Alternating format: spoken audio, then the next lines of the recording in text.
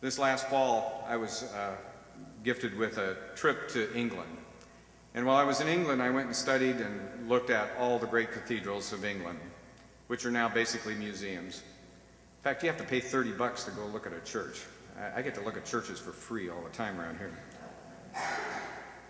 When you talk to people in the Church of England, they will tell you that they have three tenets. I can't remember all three of them, but one is to protect the sanctity of Scripture, and the other is to preserve tradition.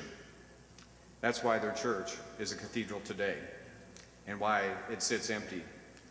One of the cathedrals that I went to, I enjoyed just sitting in and basking in its glory. And I just sat down in the middle of the cathedral along with tourists that are walking all around. And I began to look at all the stained glass windows and began to enjoy and appreciate the art. Each one of those windows was telling a story. Each one of those windows was reminding me of a part of the faith journey that I'd been on in my life. I could hear the organ play as the organist was practicing, and it was beautiful music. And eventually, there were chairs added to the cathedral as a modern invention to make it more meaningful.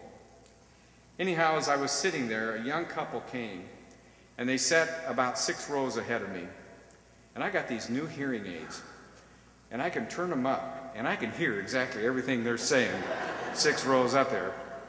And as I was listening to them, sorry, they were talking about, I wonder what all this is. And they looked at one window, and there was a window, it was a story of the crucifixion. They knew Jesus was being crucified, but they didn't understand why the other people were being crucified. They didn't know the story of Jesus being crucified between 2 robbers. They were confused as to what that might have meant. They looked at the baptistry font, and they wondered what the big dish of water was for. They looked at all those symbols that were so powerful and such a meaningful part of our lives in the faith tradition, and as they looked at it, it made no sense to them because they had never been there. They'd never been a part of that before. And finally, she pokes her boyfriend and she says, we should do something spiritual since we're in here. And he says, yeah, but what do we do? I don't know what you do. And she says, I think I saw some people over there lighting candles. Well, are they doing something when they light candles? I don't know. Well, we don't want to look weird. Let's go light a candle.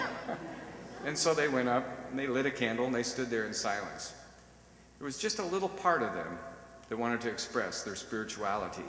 They didn't quite know the tools to do it, but they wanted to, even though they were in this great, majestic place.